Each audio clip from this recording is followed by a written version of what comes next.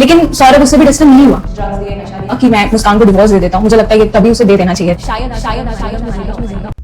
Hello guys, कैसे हैं आप सब? तो आज हम बात करने वाले हैं मेरठ से आए हुए केस की जो सेंसेशन बना हुआ है। आप सब ने न्यूज़ में हाल ही में देखा ही होगा, उसकी स्टोरीज क्या क्या चल रही हैं और सारे एविडेंस जो भी खबरें उसमें आ रही है। पर मैं भी सुबह से देख रही हूँ और मैं उस पर स्टडी कर रही हूँ और मैं आपसे आज वही डिस्कस करना चाहती हूँ कि हमने जो स्टोरीज़ देखी है ये मैं पूरी कहानी पे तो नहीं जाऊँगी क्योंकि वो आपने देख लिया होगा कि उन्होंने कैसे प्लान किया, ड्रम लिया, चाकू लिया और वो मर्डर को प्लान किया। वो सारी चीज़ें तो आपने उसमें देखी होगी। मैं यहाँ पे डिस्कस करना चाहती हूँ आपसे कि ये सब हुआ क्यों, मतलब क्या मोटिव हो सकता है। तो जितना मैंने इस केस को स्टडी किया है और जो मुझे लगता है उस हिसाब से हर एक चीज़ करने के पीछे कोई मोटिव होता है।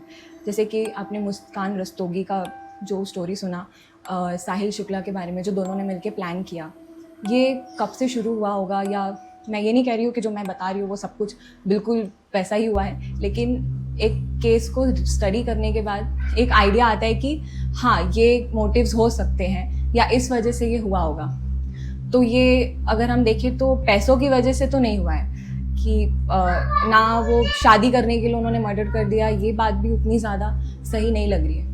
तो क्या मोटिव हो सकता है, क्यों ये प्लान किया और मुस्कान के मन में ये ख्याल कब आया होगा, क्यों आया होगा कि उसने सौरभ को, अपने हस्बैंड को इतनी क्रूअली, इतने डेडली मार दिया। तो इसके पीछे अगर हम समझें तो मुझे ऐसा लगता है कि अगर हम स्टोरी के पहले जाते हैं, पहले पहलू में, कि सौरभ ने बहुत पहले भी डिवोर्स देने का प्लान किया हुआ था कि वो अपनी वाइफ मुस्कान को डिवोर्स देगा क्योंकि वो साथ में नहीं रह पा रहे थे। उसकी स्टोरी है। लेकिन ये जब बात निकली उसके बाद उनका डिवोर्स तो नहीं हुआ, हाँ, पर अपील ज़रूर की गई थी।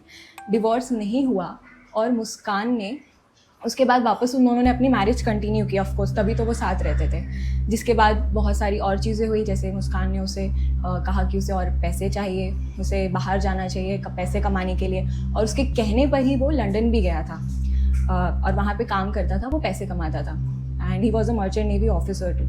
तो ये सब तो हम जानते हैं, लेकिन कहीं ना कहीं मुझे लगता है कि मुस्कान के मन में बहुत ज़्यादा गुस्सा आ गया था कि वो उसे डिवोर्स देना चाहता है। मतलब आप समझ सकते हैं कि कोई अपने ईगो पे ले लेता है या फिर अपने ऊपर कि उसने मुझे कैसे ऐसे डिवोर्स देने का सोचा, डिवोर्स देने के बाद मे बी वो किसी और से शादी कर लेगा, किसी और के साथ रहेगा।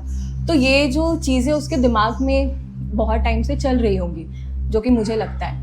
और इसके बाद में वो तब से ही कहीं ना कहीं उसे परेशान करने के लिए बहुत सारी चीज़ें प्लान कर रही थी। और इसी बीच वो साहिल के साथ, जो कि उसका बॉयफ्रेंड है, उसके साथ मिलके उसने अफेयर, एक्स्ट्रा मैरिटल अफेयर किया, उसके साथ घूमने लगी, जिसकी खबर ऑफ कोर्स सौरभ के पास भी पहुंची। उसकी फैमिली ने उसे बताया कि तुम्हारी वाइफ किसी साहिल नाम के लड़के के साथ घूम रही है, अफेयर चल रहा है, यानी वगैरह वगैरह चीज़ें। लेकिन जिस पे सौरभ ने ट्रस्ट नहीं किया था उस टाइम पे, बिकॉज उसने कहा कि मुझे मेरी वाइफ पे ट्रस्ट है, she would be not doing all this. और आपको ये भी पता होगा कि साहिल और सौरभ बहुत टाइम से पहले से दोस्त थे, तो वो भी एक दूसरे को जानते थे।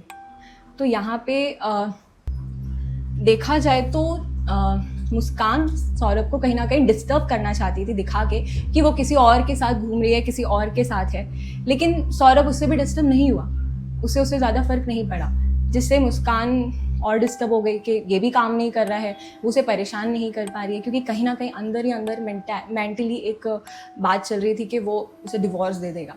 और ये जो गुस्सा उसके अंदर था ये फूट रहा था। फिर उसने वहीं जब ये भी काम नहीं किया तो धीरे धीरे प्लान किया कि वो उसका मर्डर करेगी।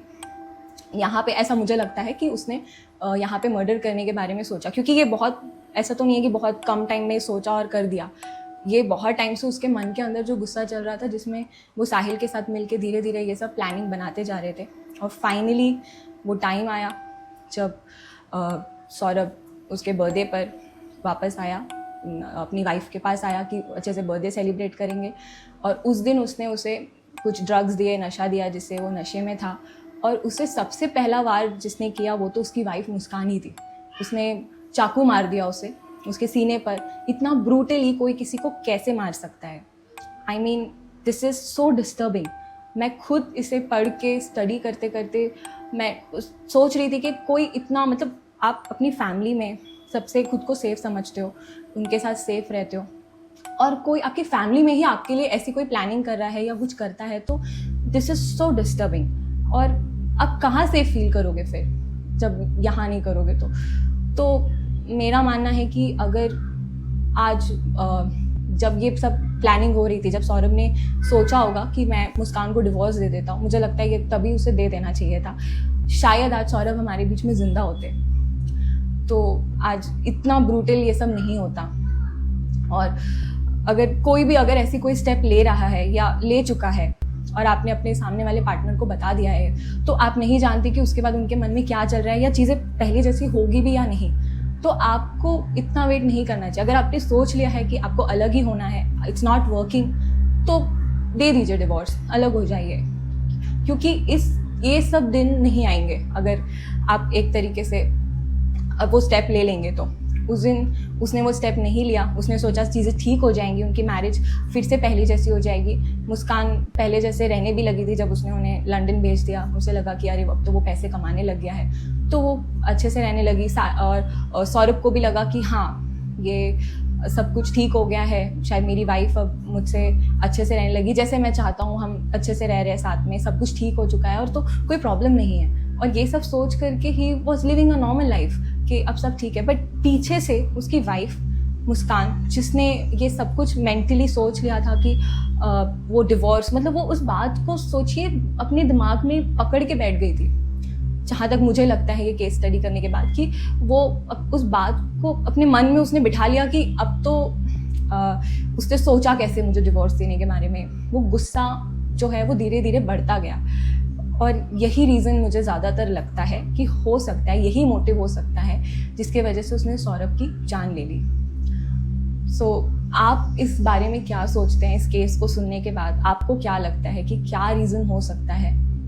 आप भी मुझसे ज़रूर शेयर करिएगा, क्योंकि ये बहुत ही डिस्टर्बिंग न्यूज़ है हम सब के लिए एज एन इंडियन, कि it's very disturbing. So let me know कि आप क्या सोचते हैं। तब तक के लिए अपना ख्याल रखिए।